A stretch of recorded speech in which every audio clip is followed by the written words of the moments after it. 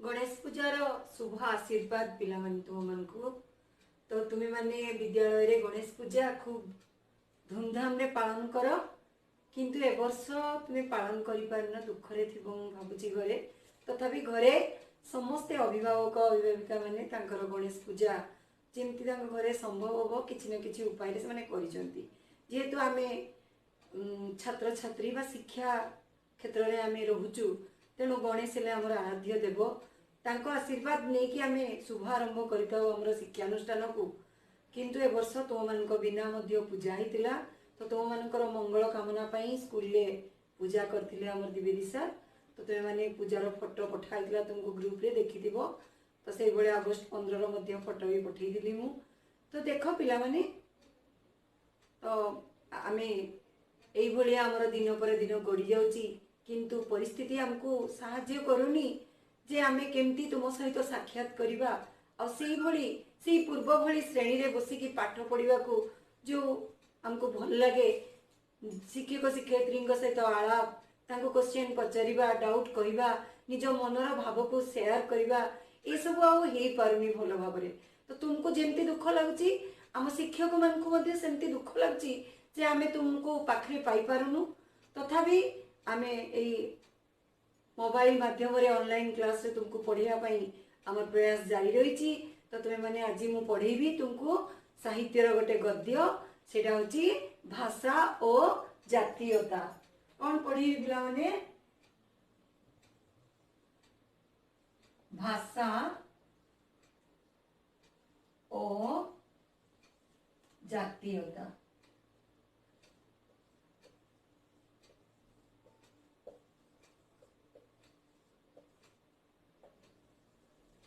देख पिला माने दुईटा बहुत माने पाखापाखी जिनस जहाँ माध्यम रे कि आमे आमे अन्यर निकटवर्ती हो जो भाव द्वारा आमे आउ जन को आपणे नो सेटा होची हमर भाषा आउ जातीयता होची हमर सामग्रिक प्रचेष्टा रे सामग्रिक उन्नति तेणु ए दुईटा केमिति को रिलेटेड बा केमिति परस्पर निकटवर्ती ताको ही सूचैछंती हमर लेखक होचंती उत्कलमणि गोपबंधु दास लेखक होचंती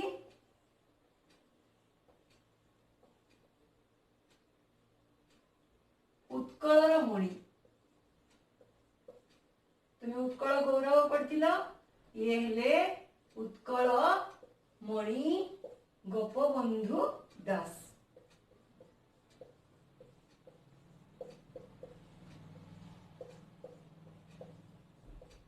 जहाँ को तुम्हें बहुत भल भाव जानिच जी कि कहूतिले ए समाज पाई खाई बसीथिबे खाइबा पाखरु उठी आसकी कहूतिले जे तांकर निजर खाद्य 4 दिन भोकिला रहिला परे मुठे अन्न बाड़ी देथिले सांग मानक सहित बसीथिले किंतु सेतिकी बेले भिकारीटी आसी कांदीबारु निज खाद्य पत्र नहीं तांग पाखु उठी जाइथिले एवं खुई देथिले तो सी होचंती सेही उत्कलमणि जे कि बन्या दुर्विपाक बा कोनोसी प्रकार सामाजिक परिस्थिति जदि आमर असुविधा रे लोक माने पड़ी थांती पाखरे जाई कि आत्मीय स्वजन भाई बंधु कुटुंब भली ठियाई जानती एपरि कि निजर एकमात्र पुत्र जिते बेले रोग सज्जा रे पड़ी कि से मृत्युवरण करथिला सेही समय मध्ये से ताको छाड़ी देई कि बन्या प्रपीड़ित अंचल रे दुखी लोक मानन को उद्धार करिवा पई जाई कि चूड़ा चावल धरी पहुंचीथिले से होचंती उत्कलमणि गोपबंधु दास जे कि एई समाज रे भल मनीष तैयारी करिवा पई सत्यवादी वन विद्यालय निर्माण करथिले तो ताहले आमे सेई उत्कलमणि गोपबंधु दासंकर से तांकर रचित भाषा और जातीयता विषयटी आज आमे पढ़िबा तांकर जन्म तुमे जानिचो तांकर जन्म होची 1877 मसिया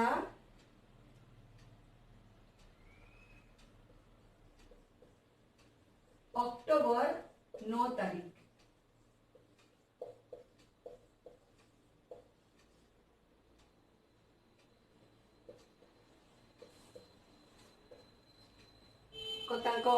बापा ना है दैतारी दास आउ माँ ना हूँ स्वर्णमयी देवी तो सी जन्म होते से पवित्र आमर जो पुण्यतया पुरी जिल्लार पुण्यतया भार्गवी नदी कूल सुआंड नामक ग्राम तांकर जन्मग्रहण करथिले।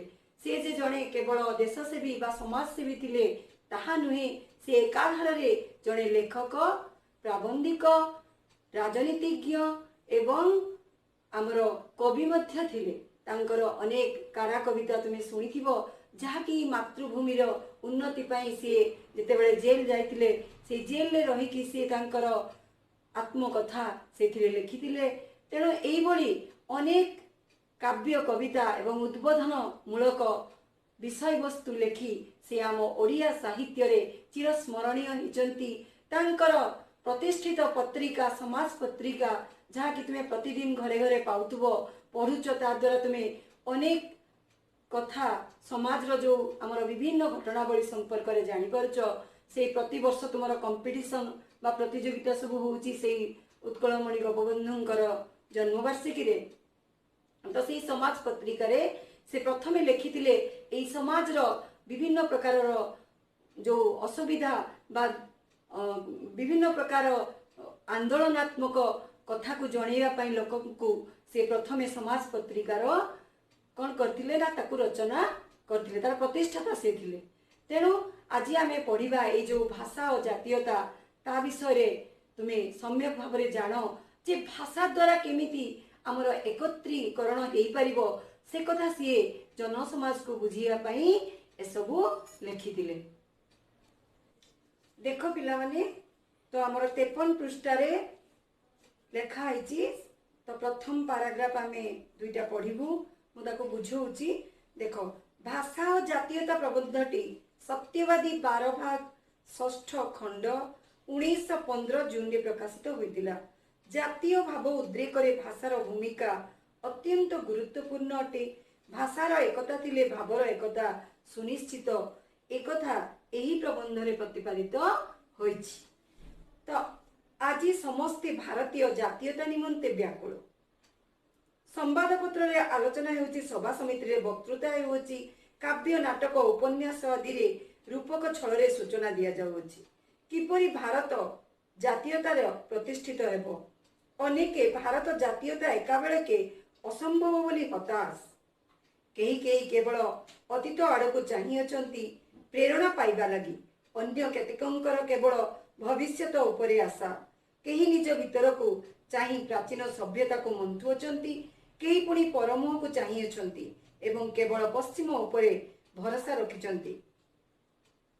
ताले एठी लेखक कौन समस्या वर्तमान भारतर से कथा सूचीछंती जे जेतेबेले उत्कलमणि गोपबंधु दास ए भारत माटी रे जन्मग्रहण करथिले, सेतेबेले भारत कौन थिला ना पराधीन थिला। तो सेही समय विषयटी एटा। तेणु से लिखिचंती जे समस्ते आज समस्ते भारतीय जातीयता निमंते व्याकुल, अर्थात पराधीनतारे रही रही इंग्रेज ठारू माड़ खाई निष्पेषित होई निजर समस्त गुणावली को चापी रखी जो भारतीय माने जर्जरित जीवन यापन करुतिले, से माने समस्त तेणु बुद्धिजीवी माने चाहुतिले जे केमिति भारत एकता आसिले जाई कि से माने इंग्रेज विरुद्ध रे निजर मत बा स्वर उत्तोलन करि परिबे। सेति पई से माने व्याकुल हितिले, किंतु केमिति होबो ए जातीयता केमिति आसीबो एई विषय रे भाबुथांती। तेणु संवाद पत्र रे मध्ये आलोचना हेउतिला।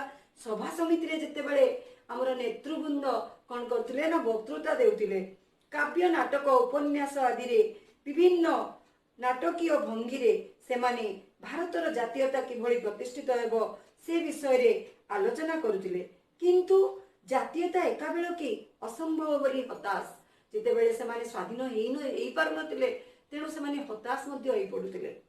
केही केवल अतीत आड़क चाहि अछंती प्रेरणा पाइबा लगी।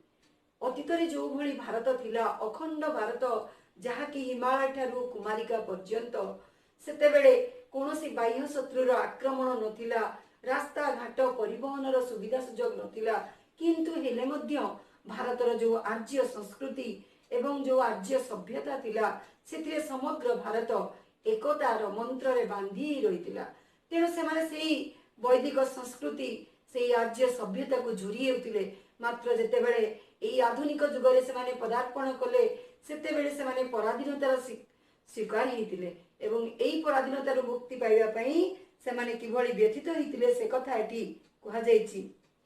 तेणु समस्त से अतीत को झुरी होती एवं से ताकू भावी होती एवं बेले बेले से पश्चिम राष्ट्र गुड़िक जो गुड़िक स्वाधीन हो जाइतिला सेमाने कोन करथिले ना ताकू भाबुतिले सेमाने काले सहाय्य करिवे एवं तांको देश स्वाधीन हो जिवो एकतारे पुणी सेमाने बांधी जिवे एई बोली भरोसा भाबरे भरोसा को सेमाने पाथेय करी बंचुथिले। तो प्रकृति रे ए जातीय समस्या भारत पक्षे बड़ गुरुतर केते प्रदेश प्रति प्रदेश रे पुणी केते व्यवहारगत पार्थक्य वास्तव में आम भारत रे केतोटी प्रदेश 30 टी तुमे पढ़ीच 7 टी केंद्र शासित अंचल आउ 30 टी राज्य। तेणु प्रत्येक राज्यर भाषा संस्कृति चाली चलन भाव आचार विचार सब किछि रे तुमे पार्थक्य परिलक्षित आमे केमिति पार्थक्य रही अनुभव करुचे प्रति मुहूर्त रे। तो सेते बेले मध्ये सेमती पार्थक्य सबू रहितिला हेले तहिरे पुणी असंख्य प्रकार श्रेय स्वार्थर विवाद। श्रेय माने कौन? श्रेय माने हला मंगल बा कल्याण। श्रेय शब्दर अर्थ हला कल्याण बा मंगल। देख ताले जी जार निज प्रदेश पाई के कौन मंगल हम से कथा चिंता करते। उत्कलीय माने ओडिशार कौन मंगल ओडिशा भाषा केमती स्वाधीन हो सेमती गुजरात रे गुजराती भाषार केमती बिहार रे हिंदी भाषार बिहारी भाषार केमिति स्वतंत्रता पाइबे सब मिसी जाइतिले। इंग्रेज माने आसीबा द्वारा एपट सेपटे कौन करथिले ना सीमार विभाजन कर देइतिले एवं बहुत असुविधार सम्मुखीन होतिले। जो माने विशेष करी जो बॉर्डर एरिया रे बा उपांत अंचल रे रहुतिले से माने बहु मात्रा रे प्रभावित होतिले। तो सेई कथा एटी कहा जायछि जे केते ये असंख्य प्रकार श्रेय बा स्वार्थर विवाद कल्याण पई विवाद थिला आउ निजर स्वार्थ व्यक्तिगत स्वार्थ पई मध्य विवाद थिला। किए चाहुतला ता प्रदेश रु मु नै कि मो एरिया बड़ कर देबी एई भलिया होतला। तेणु एपरी स्थल रे कुमारिकार हिमालय सहित किछि संपर्क अछि बोली भाबिबाकू बेले बेले साहस पाउनथिला। पूर्वे भारतर प्रत्येक प्रदेशर अनेक विषय स्वतंत्र थिला। यातायात रे एते सुविधा नथिला। गोटे गोटे प्रदेश बण जंगल नदी आदि स्वाभाविक सीमा द्वारा आबद्ध थिला। तेणु कालक्रमे से प्रत्येक प्रदेशर इतिहास साहित्य भाषा लोक व्यवहार आदि स्वतंत्र हेबा स्वाभाविक। जितेबाला आमे देखो छुआ माने आमे धर गोटे परिवार ओडिया परिवार रहउछु तो आम साइड रे जदि बेंगली बा ता साइड रे तेलुगु ता साइड रे मलयालम परिवार रहउचंती एवं आमे सेमानक सहित हमर भाषा एका नुई मु ओडिया कहूची से माने तेलुगु कहउचंती से माने मलयालम कहउचंती। तो ताले हमर आचरण कल्चर सब अलग अलग ही जाउची। तो आमे तांको कथा बुझी पानु से माने आम कथा बुझी पारनांती। ताले हम भितरे एकता आसीबो कि आसीबोनी किछि गोटे कथा से कहउतबे मु बुझी पारलिनी मु तांको रागीबी। तेणु सेही भली हम भारत रे मध्य जो विभिन्न प्रदेश रहितिला ता भितरे तार संस्कृति भिन्न भिन्न आचरण भिन्न भिन्न तेणु परस्पर को बुझी पारु नथिले। हेले भी कौन थिला ना सेते बेले जेहेतु यातायात एते मात्रा रे नथिला तेणु विवाद मध्य नथिला प्राचीन काल रे। किंतु परवर्ती समय जेते यातायातर सुविधा आइ गला सेते बेले कोन हला ना परस्पर परस्पर एरिया को जीवा आसवा करले सेते बेले विभेद आउ स्वार्थ पई कलह सृष्टि हैला। तेणु आम भारतर जो एकता थिला ताहा नष्ट होइतिला बोली एठी कहा जायछि। तुम तो जानिच विभिन्नता में एकता भारत का ही विशेषता अर्थात विभिन्नता रे जो एकता ता होची भारतर विशेषत्व। तो सेई कथा एडी सुचीचंती लेखक किंतु विशेषत्व ये जे मूल आर्य सभ्यता मेरुदंड रूपे रहितला ताले भारतर जो मूल संस्कृति ताहा काहाठारो गड़ी उठितिला ना आर्य संस्कृति हमर ताको कहा होची। जो संस्कृत बा जो देव सभ्यता हमर थिला भारतर मुनि ऋषि मानकर परंपरा रे गड़ी उठिची ताहा हेउची आर्य संस्कृति। तेणु ये आर्य ऋषि माने बुझितिले भाव एवं तेणु भाषार एकता मानव प्राणर मिलन पक्षी एकमात्र पंथा। ताहले ସେମାନେ କ'ଣ ଜାଣିଥିଲେ ଯେ ଭାଷାର ଏକତା ମାନବ ପ୍ରାଣର ମିଳନର ଗୋଟିଏ ମାତ୍ର ପନ୍ଥା ବା ରାସ୍ତା। ପନ୍ଥା ମାନେ ହେଉଛି ମାର୍ଗ। ଯେଉଁ ମାର୍ଗରେ ଗଲେ ଯେମିତିକି ଆମର ନଦୀ ଗୁଡ଼ିକ ତାଙ୍କର ଗୋଟିଏ ମାର୍ଗ ଦେଇକି ଯାଇକି କୋଉଠି ମିଶୁଛନ୍ତି ସମୁଦ୍ରରେ, ସେମିତି ମଣିଷ ଠାରୁ ଆଉ ଗୋଟେ ମଣିଷ ପର୍ଯ୍ୟନ୍ତ ପହଞ୍ଚିବା ପାଇଁ ହେଲେ ସେଠି କିଏ ଆମକୁ ନେଇକି ପହଞ୍ଚେଇ ଦେଇପାରେ ନା ଭାଷା। ତ ସେଇ ଭାଷାର ଏକତା ଆସିବା ନିଶ୍ଚିତ ଭାବରେ ଆବଶ୍ୟକ, ଯାହାକି ଆମର ପୂର୍ବପୁରୁଷ ମୁନି ଋଷି ମାନେ ଉପଲବ୍ଧି କରିଥିଲେ। ତେଣୁ ସେମାନେ କହିଥିଲେ ଯେ ଏକତା ମାନବ ପ୍ରାଣର ମିଳନ ପକ୍ଷେ ଏକମାତ୍ର ପନ୍ଥା। ମାନବ ଆକୃତି ପ୍ରକୃତିରେ ଭିନ୍ନ ହୋଇପାରେ। ତ ମୁଁ ମୋର ଦେଖିବା ପାଇଁ କିଏ କଳା, କିଏ ଗୋରା, କିଏ ବାଙ୍ଗରା, କିଏ ଡେଙ୍ଗା, କିଏ କିଛି ବି ହେଇପାରେ, କିନ୍ତୁ ପ୍ରକୃତିରେ ବି କିଏ ରାଗି ହେଇପାରେ, କିଏ ଶାନ୍ତ ହେଇପାରେ, କିଏ ନରମ ସ୍ୱଭାବର ହେଇପାରେ। ତ ବିଭିନ୍ନ ପ୍ରକାର ଆମର ଆଚରଣ ରହିଛି, କିନ୍ତୁ ସେଗୁଡ଼ିକ ଥିଲେ ମଧ୍ୟ ଭିନ୍ନତା ଥିଲେ ମଧ୍ୟ କ'ଣ ହବ ନା ଭିନ୍ନ ଜଳବାୟୁରେ ଆମେ ବଢ଼ିଥାଉ। ତେବେ ତାର ଅନ୍ୟ ମାନବ ସହିତ ମିଳନ କେଉଁଠାରେ? ଏସବୁ ଯଦି ଭିନ୍ନ ଥିବ ତାହେଲେ ମିଳନ କେଉଁଠି ହବ ନା ଭାବରେ। ଉତ୍ତର ହେଉଛି ଭାବରେ ମିଳନ ହବ। ଯେମିତି ବି ହେଇଥାଉ, ଦେଖ ଯେତେବେଳେ ଆମେ ସ୍କୁଲରେ ଶ୍ରେଣୀରେ ବସୁଛୁ, ଶ୍ରେଣୀ କକ୍ଷରେ, ସେତେବେଳେ ଆମର ବହୁତ ପ୍ରକାର ସାଙ୍ଗ ଆମ ପାଖରେ ବସୁଛନ୍ତି, କିନ୍ତୁ କାହିଁ ଆମେ ସମସ୍ତଙ୍କ ସହିତ କ୍ଲୋଜ୍ ହେଇପାରୁନୁ? ସମସ୍ତଙ୍କ ସହିତ ଆମର ଯେଉଁ ସମ୍ପର୍କ ତାହା ନିବିଡ଼ ହେଇପାରୁନି। କାହିଁକି ନା ତାଙ୍କ ସହିତ ଆମର ଭାବର ଯେଉଁ ମେଳ ଖାଉନାହିଁ। ତେଣୁ ଯେଉଁଠି ଆମର ଭାବର ମେଳ ଖାଉଛି, ମୁଁ ଯେମିତି ଭାବୁଛି, ଯେତେବେଳେ ଆଉ ଗୋଟିଏ ପିଲା ସେଇଭଳି ଭାବୁଛି, ସେତେବେଳେ ତା ସହିତ ମୋର ବନ୍ଧୁତା ସୃଷ୍ଟି ହେଉଛି।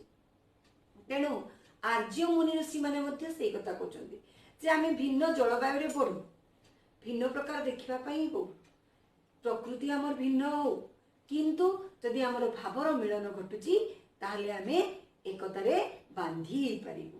ତ ତେବେ ଭାବରେ, ଚିନ୍ତାରେ, ସ୍ଥୂଳତ ସଭ୍ୟତାରେ, କୋଉଥିରେ ଆମେ ଏକାଠି ହେଇପାରିବୁ? ଭାବରେ, ଚିନ୍ତାରେ, ସ୍ଥୂଳତଃ ସଭ୍ୟତା ଅର୍ଥାତ୍ ସଂସ୍କୃତି, ଭାବ ଆଉ ଆମର ଯେଉଁ ଭାଷା, ଏ ସବୁକୁ ନେଇକି ଆମର ସଭ୍ୟତାକୁ ବୁଝାଏ। ସଭ୍ୟତା କହିଲେ ଆମେ ସାମଗ୍ରିକ ଭାବରେ ସମାଜର ପ୍ରତିଟି ଅଙ୍ଗକୁ ନେଇ ଯାହା ଗଠିତ ହୁଏ ତାହା ହିଁ ହେଉଛି ସଭ୍ୟତା। ତେଣୁ ସ୍ଥୂଳ ଭାବରେ କହିବାକୁ ଗଲେ ସଭ୍ୟତାରେ ହିଁ ଆମର ଏକତା ହିଁ ସୃଷ୍ଟି ହୁଏ। ଭାରତର ଆର୍ଯ୍ୟ ଉପନିବେଶ ବଢ଼ିଲା, ଅର୍ଥାତ୍ ବାହାର ଯେଉଁ ଆର୍ଯ୍ୟ ମାନେ ଆସିଲେ ସେମାନେ ଏଠି ବସତି ସ୍ଥାପନ କଲେ। କ୍ରମେ ସୁରସେନ ବା ମହାରାଷ୍ଟ୍ରର ଆର୍ଯ୍ୟ ସହିତ ମଗଧ ଆର୍ଯ୍ୟର ପାର୍ଥକ୍ୟ ଜନ୍ମିଲା। ତ ମହାରାଷ୍ଟ୍ର ଏବେ ପୁନେ ତୁମେ ଜାଣିଥିବ। ତ ସେଇ ତାପରେ ରହିଲା ମଗଧ। ମଗଧର ଯେଉଁ ଥିଲେ ଆର୍ଯ୍ୟ, ସେମାନଙ୍କର ଆଉ ମହାରାଷ୍ଟ୍ରର ଆର୍ଯ୍ୟମାନଙ୍କ ଭିତରେ ପାର୍ଥକ୍ୟ ସୃଷ୍ଟି ହେଲା। ପ୍ରାଦେଶିକ ସ୍ୱାତନ୍ତ୍ର୍ୟ ବଢ଼ିଲା। ମାତ୍ର ସଂସ୍କୃତ ଭାଷା ଓ ବୈଦିକ ଭାବ ଏ ବହୁଳ ସ୍ୱାତନ୍ତ୍ର୍ୟ ମଧ୍ୟରେ ସୁନ୍ଦର ସୁଦୃଢ଼ ଏକତା ରଖିଥିଲା। ଯଦିଓ କିଛି କ୍ଷେତ୍ରରେ ପାର୍ଥକ୍ୟ ଥିଲା, କିନ୍ତୁ ଯେହେତୁ ଉଭୟଙ୍କର ମୌଳିକ ଆଧାର ହେଉଛି ଯେ ସଂସ୍କୃତ ଭାଷା ସେମାନେ କହୁଥିଲେ ଏବଂ ବୈଦିକ ସଂସ୍କୃତିକୁ ସେମାନେ ଅବଲମ୍ବନ କରୁଥିଲେ। ଅର୍ଥାତ୍ ଅବଲମ୍ବନ ମାନେ ସେମାନେ ନିଜ ଜୀବନ ଶୈଳୀରେ ତାକୁ ବିନିଯୋଗ କରୁଥିଲେ ବା ତାକୁ ପ୍ରଭାବିତ କରିକି ସେମାନେ ବିଭିନ୍ନ କାର୍ଯ୍ୟ କରୁଥିଲେ। ତେଣୁ ତାଙ୍କ ଭିତରେ ସେଇଥିରେ ସୁଦୃଢ଼ ସମ୍ପର୍କ ସୃଷ୍ଟି ହେଇପାରିଲା। ଦ୍ରାବିଡ଼ ସଙ୍ଗେ ଆର୍ଯ୍ୟର ସଂଘର୍ଷ ହେଲା। ସେ କ୍ରମେ ଆର୍ଯ୍ୟ ଭାଷା, ଆର୍ଯ୍ୟ ଭାବ ଏବଂ ଆର୍ଯ୍ୟ ସଭ୍ୟତା ଗ୍ରହଣ କଲେ। ତ ଗୋଟେ ଆଡ଼ୁ ପୁଣି ଦ୍ରାବିଡ଼ ମାନେ ଆସିଲେ, ଯେଉଁମାନଙ୍କ ସହିତ ଆର୍ଯ୍ୟ ମାନଙ୍କର କିଛି ଦିନ ଧରି ସଂଘର୍ଷ ହେଲା, କିନ୍ତୁ ସେମାନେ ମଧ୍ୟ ଆର୍ଯ୍ୟ ମାନଙ୍କୁ ଗ୍ରହଣ କରିନେଲେ। ଫଳରେ ସେମାନେ କ'ଣ ହେଲା ନା ଏକା ବେଳକେ ଦ୍ରାବିଡ଼ ଆଉ ଆର୍ଯ୍ୟ ମିଶିକି ଭାରତୀୟ ସଭ୍ୟତା ପୁଣି ଆଗକୁ ଗଢ଼ି ଉଠିଲା। ଆଜି ଭାରତରେ ପ୍ରାଦେଶିକ ସ୍ୱାତନ୍ତ୍ର୍ୟ କ୍ରମେ ନଷ୍ଟ ହୋଇଯାଉଛି। ନଷ୍ଟ ହୋଇ କି ଭାରତ ମହାଜାତୀୟ ଏକତା ଆଡ଼କୁ ଯାଉଅଛି। ଯେଉଁ ଆମର ଥିଲା ଭିନ୍ନ ଭିନ୍ନ ଭାଷା, ଭାବ, ସଂସ୍କୃତି, ସେସବୁକୁ ଲୋକମାନେ ଧୀରେ ଧୀରେ ଯେତେବେଳେ ଯାତାୟାତ ଗମନାଗମନ ବଢ଼ିଲା, ତାକୁ ପରିହାର କରିକି ସେମାନେ ଜାତୀୟ ସ୍ରୋତରେ ମିଶିବା ପାଇଁ ଚେଷ୍ଟା କଲେ। ତ ସିଏ କହୁଛନ୍ତି ଯେ କ୍ରମେ ନଷ୍ଟ ହୋଇଯାଉଛି। ନଷ୍ଟ ହୋଇଛି କି भारत महाजातीय एकता आड़क जाऊँगी ना बरं प्रत्येक प्रदेश रे सत नूतन स्वार्थ और स्वातंत्र सृष्टि हेउछि। यातायातर सुविधा होइछि, प्रदेश मानकर परस्पर सहित संपर्क बढ़ुछि। एक प्रदेश रे केवल एक जातीय लोक आबे नाहांती, नाना वर्ण धर्म समाजर लोके एक स्थान रे अधिवास करुअछंती। सेमाने निज निजर भाषा भाव व्यवहार रीति नीति समाज साहित्य इतिहास सबू को संगे घेनी आसुचंती। ताहा सबू छाड़िबा को आदौ प्रस्तुत नुहंती। कार्य उपलक्षे बा घटना सूत्र रे जेउ स्थान बा प्रदेश रे वास कले सेठारे सभ्यता साहित्य भाषा आदि को निजर बोली ग्रहण करने को कुंठित हेउचंती। कौन हेछि व्यवस्था ना जदियो जीवा आसीबा आचार विचार सब किछि से माने बुझिलेनी, किंतु निज निज एरियार से माने आचार विचार को छाड़िबा पई प्रस्तुत नुहंती। फल कौन हम आम जदि परस्पर को जानी सारा पर भी परस्पर भाव को सम्मान करवानी ताले कौन हम कलह सृष्टि हम। तो से कथा से कहते तेबे आउ प्रादेशिक एकता संभव हेबो किपरि? भारतीय जातीयता तो दूरर कथा, तेणु जदि प्रादेशिक एकता दूरे जीव आसी पारिबनी ताहले जातीय एकता केबे हेले संभव हेई पारिबनी। एई कथा से अनुशीलन करिकी तत्कालीन समाज आमको सुझेइचंती। तो एई भाषा और जातीयता विषय ए जो प्रथम द्वितीय तृतीय पाराग्राफ आज तुमको पढ़िली ताको तुमे 2 थर 3 थर पढ़िबो, कारण ए गुड़िक एमिति विषय जहाँकि तुमको टिके पढ़िले हठात तुम मुंड को पशिबनी। तुम्हें छोट छुआ तुमको टिके भल भल गप स्टाइल साहित्य भल लगे मुझे जानी, किंतु तथापि तुम्हें आपको पढ़। तुम्हें जातीय जीवन पढ़ी सेमती जेमती से टाइप पाखापाखी अच्छी विषयटा भी तुम्हें ताको पढ़। परवर्ती क्लास में मुझे पढ़ेबी। तो आज एतिकी, धन्यवाद।